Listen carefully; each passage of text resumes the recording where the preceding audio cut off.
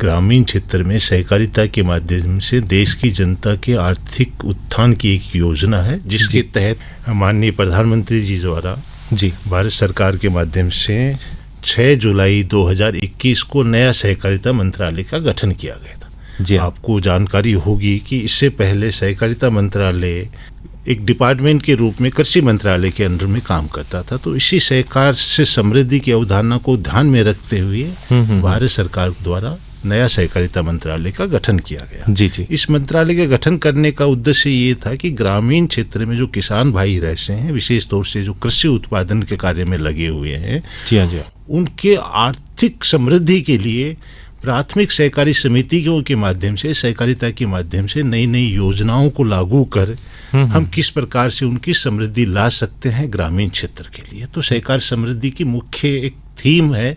इसके तहत भारत सरकार द्वारा नया सहकारिता मंत्रालय के गठन के बाद अब तक 54 नई पहलुओं की शुरुआत की जा सकती है, नई नई स्कीम्स लाए हैं, जिसके तहत ग्रामीण क्षेत्र में जो पंचायत लेवल पे, ग्राम पंचायत लेवल पे जो सहकारी समिति काम करती है, जिसको हम बीपेक्स कहते हैं मध्य प्रदेश में, primary agriculture credit cooperative society, उसको बहुउद्देश्य बनाया गया।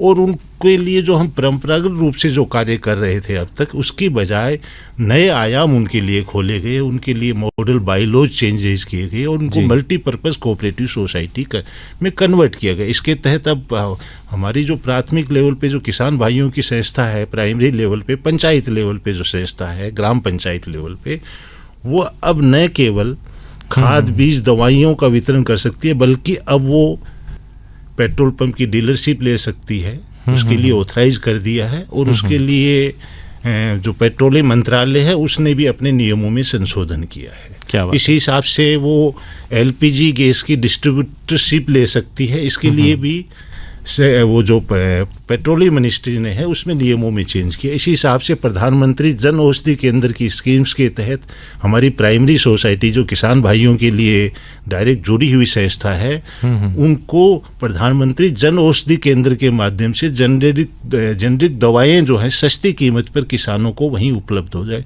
इसी हिसाब से बहुत सारी स्कीम इसके बाद लागू की गई है। ये सब स्कीम सहकार से समृद्धि की योजना के तहत लागू। क्या बात है सर, वाकई बातचीत की शुरुआत से ही लगता है कि बहुत सारी जानकारी आज हमारे श्रोताओं को मिलने वाली है।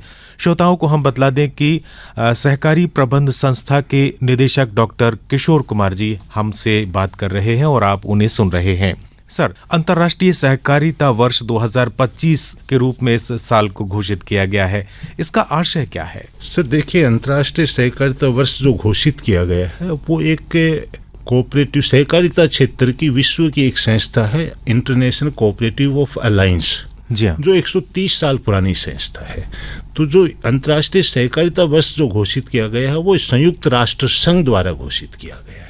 अच्छा। और ये इस सदी में दूसरी बार है। 2012 में भी घोषित किया गया था, 2025 में पुनः घोषित करने के पीछे पूरे विश्व में सहकारिता के माध्यम से किस हिसाब से समृद्धि आ सकती है, उस पे बात की जाए। तो इस सहकारिता वर्ष जो 2025 घोषित किया गया है, संयुक्त राष्ट्र की महासभा द्वारा इसका निर्णय लिया गया।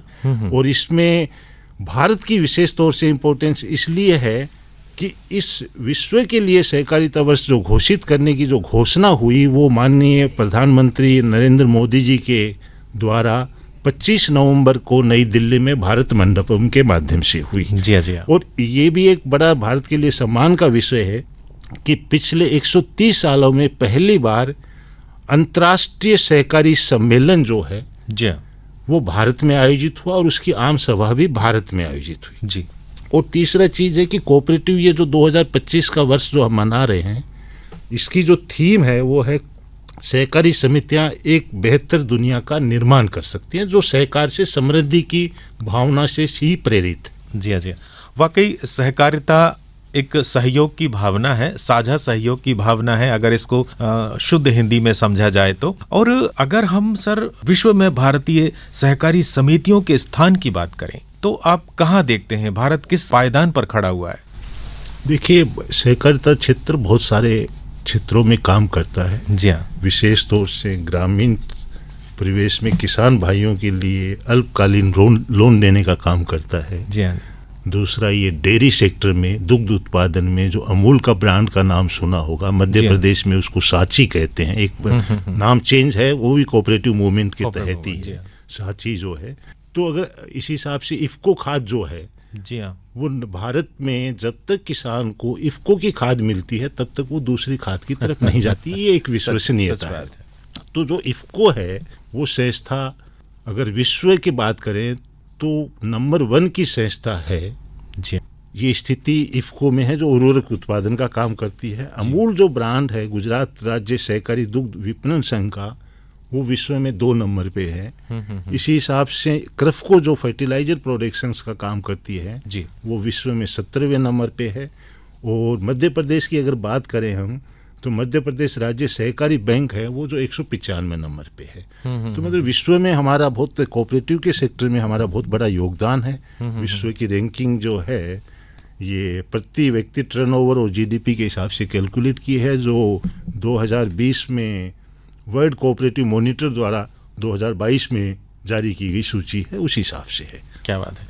हम वापस अपने फिर उसी विषय पर आते हैं, क्योंकि हमारा लक्ष्य तो यही है कि ग्रामीण क्षेत्र में रहने वाला जो किसान है वह समृद्ध हो, सशक्त बने, समृद्ध हो, आगे बढ़े। अब भारत सरकार द्वारा सहकारी मंत्रालय के गठन के बाद में ग्रामीणों को, या यूं कहें कि किसानों के लिए कौन कौन सी ऐसी नई पहल की गई हैं संस्था के द्वारा?